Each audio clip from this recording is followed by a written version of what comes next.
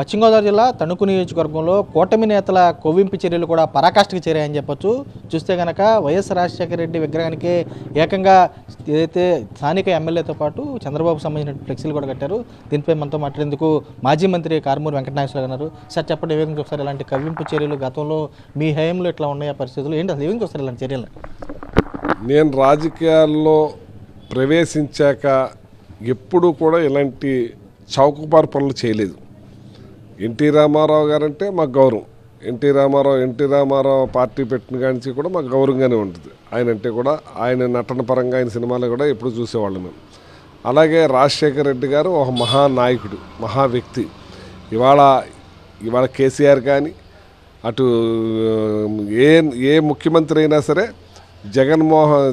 రాజశేఖర రెడ్డి గారు తీసుకొచ్చిన ఆరోగ్యశ్రీ కానీ, రాజశేఖర రెడ్డి గారు తీసుకొచ్చిన 108 కానీ, అలా ప్రతిదీ కూడా గుర్తుండిపోయే విధంగా ఎన్నో కార్యక్రమాలు చేసి ఆయన్ని అసెంబ్లీలోనే తలుచుకున్న వాళ్ళు ఉన్నారు.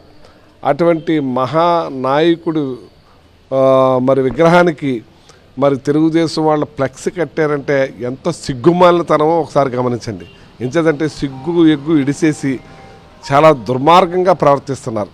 ఇలాగా దుర్మార్గంగా ప్రవర్తిస్తున్నారు. ఎంచేతనంటే ఇవాళ రాజశేఖర రెడ్డి గారి విగ్రహాన్ని ఓపెన్ చేసే కార్యక్రమం ఉంది.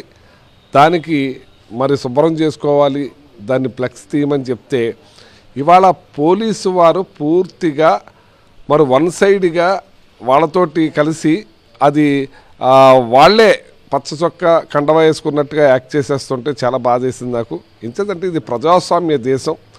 ఇది ప్రజాస్వామ్య దేశంలో ప్రజలకి అనుగుణంగా వాళ్ళ అధికారులందరూ కూడా ఉండాలి. లా అండ్ ఆర్డర్ని కాపాడవలసిన అవసరం ఉంది. ఇది రాచరికంలా ప్రవర్తిస్తున్నారు. ఈ కూటమి ప్రభుత్వం వచ్చినప్పటి నుంచి కూడా ఇది రాచరికం అనుకుంటున్నారు. రాచరికం అంటే వాళ్ళు యుద్ధాలు చేసి దేశాన్ని జయించి ఇంకా వాళ్ళు ఏం చెప్పిందే శాసనం, వాళ్ళు చెప్పిందే మాట, వాళ్ళు చెప్పిందే వేదం అన్నట్టు ఉంటాయి. అటువంటి విధంగా ఈ పోలీస్ వ్యవస్థ కూడా మారిపోయిందంటే నాకు బాధేస్తూ ఉంది. ఎంచేదంటే ఇప్పటికైనా మీరు గుర్తించండి, ఇది ప్రజాస్వామ్య దేశం. ఈ ప్రజాస్వామ్య దేశంలో ప్రజలకు అనుగుణంగా మీరు ఉండాలి తప్పితే పాలకులు మేము వస్తాం పోతాం, కానీ మీ ఉన్న సర్వీస్ అంతకాలం మీరు ఉంటారు. అంతేకాని శాశ్వతంగా వెళ్ళే ఉంటారు, శాశ్వతంగా ఈ రాచరికమే నడుస్తుంది అనుకునేట్టుగా మీరు దాంట్లోంచి బయటికి రావాలని పోలీస్ వ్యవస్థను కూడా నేను కోరుతా ఉన్నాను. అలాగే ఇట్లాంటి వ్యవస్థని ఎందుకంటే ఎన్టీ రామారావు విగ్రహాలు చాలా ఉన్నాయి. ఆ విగ్రహాలకు ఎప్పుడు కూడా మేము కట్టవలసిన అవసరం లేదు. నిన్న అది కూడా అడిగిన పోలీసు వారిని ప్రశ్నించా. ఇవాళ రాజశేఖర రెడ్డి గారి విగ్రహానికి తెలుగుదేశం వాళ్ళు కట్టారంటే మేము ఎన్టీ రామారావు గారికి కూడా కట్టొచ్చా? ఇది ఇక్కడే ఉంచేయండి, ఇక్కడ ఎన్టీ రామారావు గారి విగ్రహానికి తీసుకెళ్ళి మేము ఫ్లెక్స్ కడతాం, దాన్ని యాక్సెప్ట్ చేస్తున్నారంటే నేను కంటిన్యూ అవుతానన్నాను. అంటే ఇలాంటి పరిస్థితిని కాపాడవలసింది, లా అండ్ ఆర్డర్ని కాపాడవలసింది పోలీసు వ్యవస్థ. మరి నిజంగా కూడా ఎస్పీ గారు మాత్రం చాలా చక్కగా చెప్పారు, అది మీ విగ్రహాన్ని కొట్టే మాత్రం తీయించేసే కార్యక్రమం చేస్తామని. కానీ పోలీసు వారు కూడా కరెక్ట్గానే ఉన్నారు. ఇక్కడ లోకల్ ఎమ్మెల్యే ఒక చిన్న పిల్లోడిలాగా ఉడుకుమోతుల తనంతో దుర్మార్గంగా ప్రవర్తిస్తున్నాడు.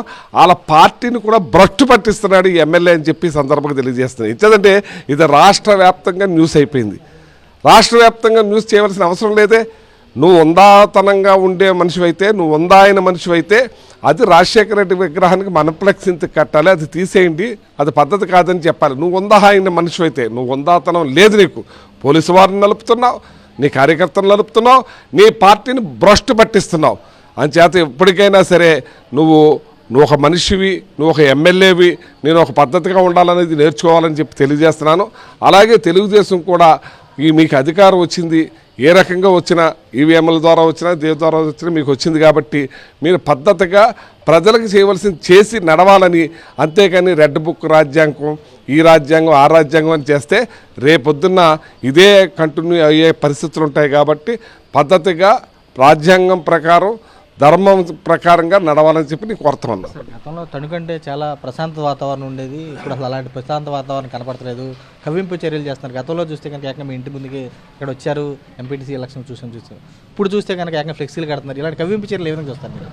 నేను అదే చెప్తున్నాను, ప్రజాస్వామ్యబద్ధంగా ఎంపీటీసీలు గెలిస్తే ఆ ఎంపీటీసీల మెజార్టీ మాకుంటే వాళ్ళ మెజార్టీ లేకపోయినా సరే నా ఇంటి మీద జనాన్ని పంపించి అప్పుడు లా అండ్ ఆర్డర్ ప్రాబ్లం కూడా తీసుకొచ్చి కనీసం ఒక కానిస్టేబుల్ కూడా నా మీద రాకుండా నేను ఒక జడ్పీ చైర్మన్ చేసి 2 సార్లు ఎమ్మెల్యే చేసి మంత్రి చేసిన నా మీదకి ఇంటి మీద తోలేరంటే వీళ్ళు ఏ రకంగా ప్రవర్తిస్తున్నారని చెప్పి నేను అడుగుతా ఉన్నాను. అలాగే పోలీసు వారిని కూడా నేను హెచ్చరిస్తున్నా, మీరు ఆ రోజున మీరు అలాంటి ప్రవర్తన చేయవచ్చా అని నేను అడుగుతున్నా. ఎంచేతంటే మీరు శాశ్వతం, మేము శాశ్వతం కాదు, మేము 4 ఏళ్ళు ఉంటాం, 5 ఏళ్ళు ఉంటాం, మేము వెళ్తాం. కానీ మీ లైఫ్ అంతా కూడా మీకు ఎంతైతే మీకు ఇది ఉందో అన్ని సంవత్సరాలు మీరు డ్యూటీ చేస్తారు.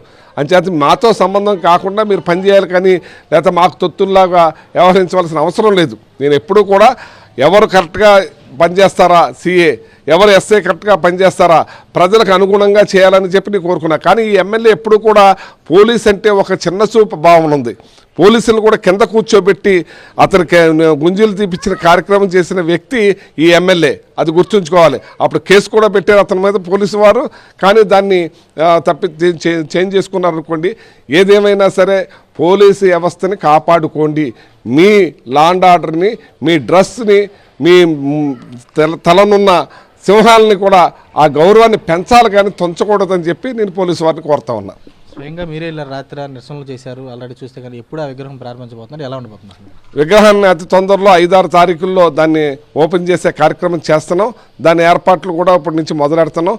దాన్ని ఆల్రెడీ మా అధినాయకులందరూ కూడా మాట్లాడాం, వాళ్ళందరూ కూడా వచ్చి విగ్రహాన్ని ప్రతిష్టాత్మకంగా ఓపెన్ చేసే కార్యక్రమం చేసి జాతికి అంకితం చేస్తాం. ఇలాంటి చర్యలు పాల్గొంటే ఎలాంటివి ఉంటాయి? క్షేత్రస్థాయిలో మీరే వస్తారు? ఇలాంటి చర్యలు పాల్గొకూడదని, ప్రశాంతంగా మీకు వచ్చిన అధికారాన్ని దుర్వినియోగం చేసుకోకుండా, దోపిడీ చేసుకోకుండా ప్రజాపాలన చేయాలని చెప్పి కోరుతా ఉన్నాను. Thank you sir. చూడొచ్చు, క్షేత్రస్థాయిలో కూడా జరిగినటువంటి సంఘటన కూడా తాము తీవ్రంగా ఖండిస్తున్నాము. ఎవరైతే ప్రజల నేతగా ఉన్నటువంటి వైఎస్ఆర్కి సంబంధించినటువంటి విగ్రహాన్ని కూడా టీడీపీ నేతలు ఫ్లెక్సీ కట్టని తాము తీవ్రంగా ఖండిస్తారు. ఇలాంటి చర్యలు పాల్పడితే కనుక భవిష్యత్తులో కూడా చూస్తూ ఊరుకోమని చెప్పి ఆయన కూడా హెచ్చరిస్తున్నట్టు పరిస్థితి కూడా కనబడుతుంది. ప్రశాంతంగా ఉన్నటువంటి తణుకు నియోజకవర్గం సంబంధించి కూడా పోలీసులు కూడా పూర్తిగా ఏకపక్షంగా వ్యవహరిస్తూ కూడా అధికార పార్టీకి సంబంధించినటువంటి ఎమ్మెల్యే కానీ నేతలు కానీ కొమ్ము కాయడానికి తాము తీవ్రంగా ఖండిస్తాం. ప్రజలకు సంబంధించి లా అండ్ ఆర్డర్ని కాపాడాలి, పోలీసులకు సంబంధించినటువంటి ఆయన కూడా సూచిస్తున్న పరిస్థితి కూడా కనబడుతుంది. విజయ్ నరేష్తో రాజు, సాక్షి, పశ్చిమ గోదావరి జిల్లా నుంచి.